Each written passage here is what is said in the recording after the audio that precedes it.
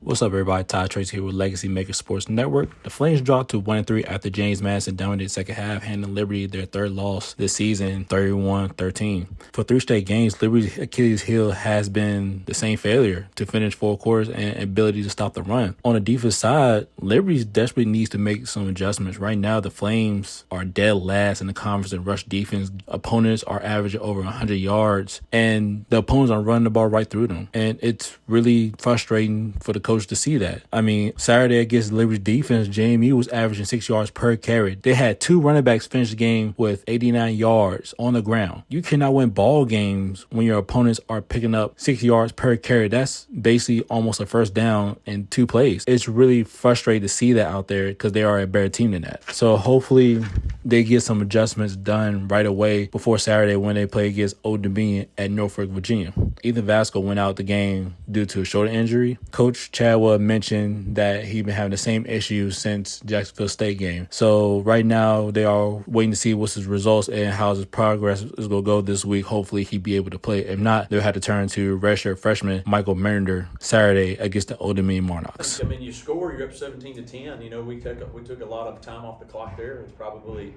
6-7 minute drive that you had going, and you're up, and that's the whole reason you take the ball. We move down the field and we play clean, and then we get a holding penalty that that sets us back, and then we don't block the play right the next way, and now you go from 1st and 20 to 2nd and 22, and then it's not an ideal situation to be in.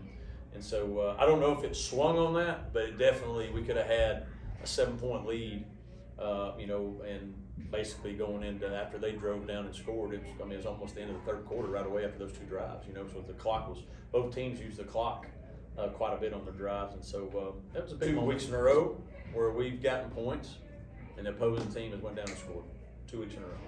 And so we got to be better when we score. We got to be better, do a better job of not letting the team answer it like that. That's 2 weeks in a row that's happened. And any momentum we've got, especially when you had a new quarterback there, coming in and they're playing really significant for the first time. You need some positive things. You need to try to get that ball back as quickly as you can. So I was disappointed that we didn't score the touchdown, but also that we let them go right down the field and score.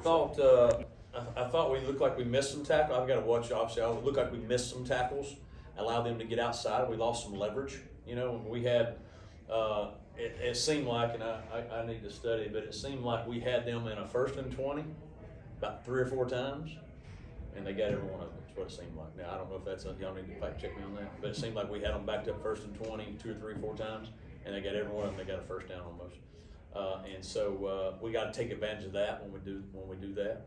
But it looked like we missed some tackles that created bigger plays, or took some bad angles, lost some leverage that created bigger plays than what they should have been, just from the sideline. And I've got to look at that and see. But that's what I thought.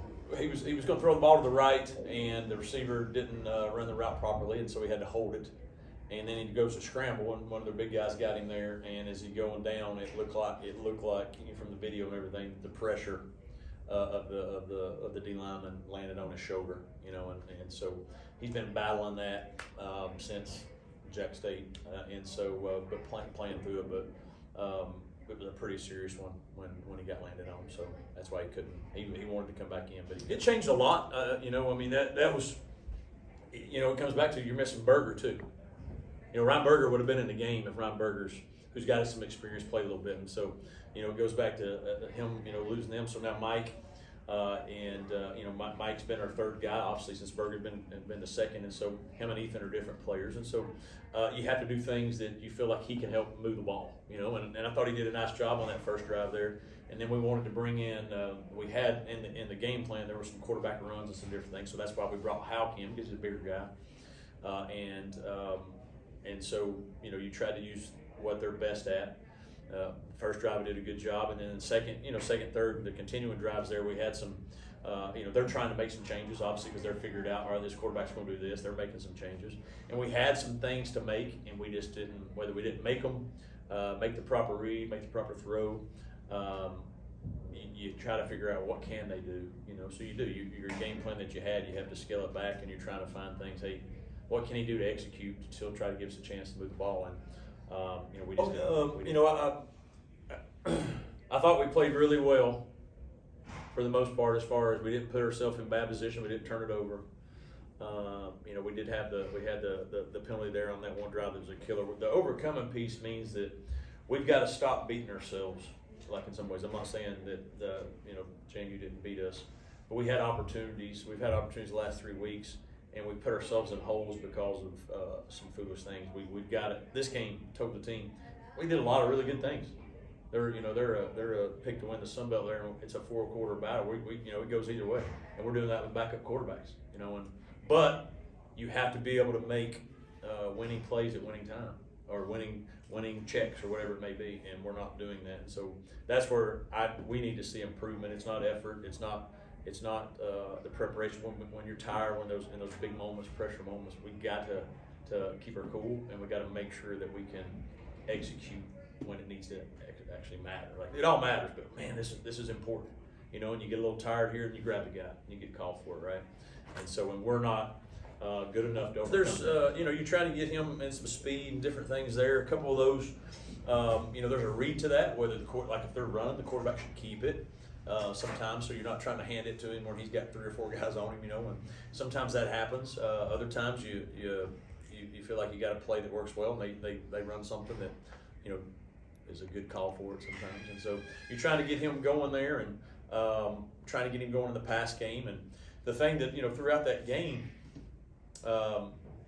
when you drove the ball, the drives were long, and so the number of possessions were limited, right? And so we had some more opportunities to try to get him the ball in certain ways. Once Ethan Vasco went out, that changed. You fix everything, and you put your players in practice in situations to where, hey, this is what we expect to happen in a game, and so make sure that they understand the call, the check mark, maybe whatever it may be. But once you're out there, maybe it's a little different look, maybe it's whatever it may be. You gotta follow your techniques and trust your coaching and all those things. And so you fix everything through video and all those things, but just sometimes too, you just got to be able to execute it when we execute it. Coaches got to do a better job of calling better plays. We got to do a better job of calling plays. And so most of the blames is obviously for me, because is the program. I've got to make sure that we're doing everything possible to get us to play well during those situations. Yeah, I wish I had 2 hands, honestly.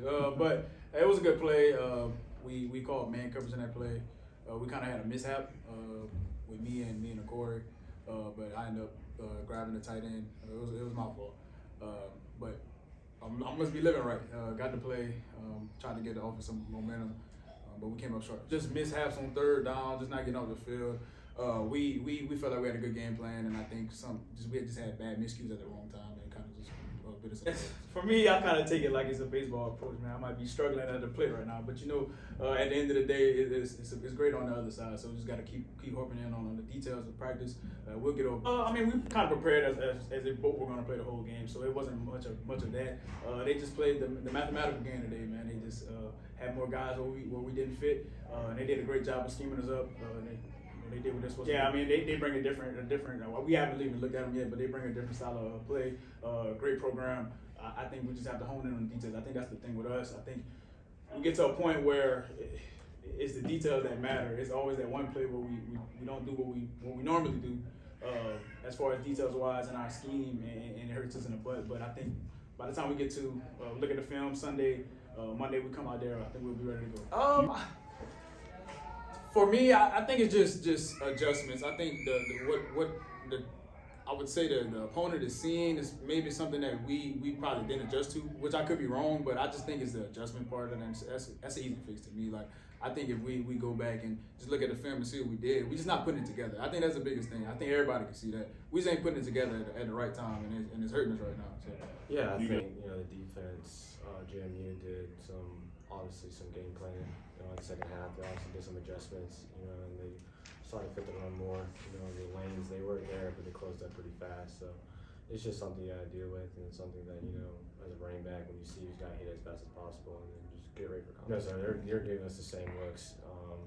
Going with Vasco going down, that was a really tough loss. He was a really big engine there in the first half, but no, they weren't giving us nothing that we didn't see in the first half. You just got to pick up the next man up. Mike, we were all very supportive of Mike. When his number was called, we were all like, hey, let's go. It's your time. And we have full confidence in him. Going in, we felt like we had full confidence in him. We knew that, with Mike in the game, with Vasco out, we still have a chance of winning. There's a little bit of adversity right now, but all we got to do is just, it's on to the next game. We got to figure out what went wrong. fix those mistakes and figure out what went right and build off what went right. It's hard. 3 straight losses, definitely hard mentally, but we have a mentality here called Strike and Stone, and we're gonna go through adversity. But the whole mentality of that is to just, even no matter how much adversity you go through, you keep pushing through all of that so that you can come out, stronger on the other side. Yeah, it's just about sustaining drives. Eliminating mistakes that could possibly hurt us. The defense is out there. The first half they played a really well game, and it's unfortunate that the offense couldn't sustain drives. But at the end of the day, you have to be able to to give your defense a rest, and also to kind of put pressure on the other team as well. So we just got to get in there, fix mistakes, and we'll be able to sustain drives. Yeah, I definitely think there's been improvements, from week to week. But I think it's just the little details that are still getting at us. We just got to go in there next practice and just really hone in on those little details and really perfect those little details. But there's definitely been some improvements, week to week. Yeah, I don't think my leadership will really increase when the basketball went down, because I feel like everybody has a voice on the offense, right? I think, when something like basketball goes down, you kind of just got to rally behind all your guys, right? You just kind of like pick each other up, like, hey, we're good, we're still in this game. No one, just because one guy went down doesn't mean the ship has sunken. So, it's just about, just rallying everybody together and knowing that, hey, we still got a game to play, we still got a game. The next game is going to be, like next week's going to be very important. Obviously we need a turning point before conference play, and I have full confidence in our staff that we're going to turn the tide and we're going to get this football team right.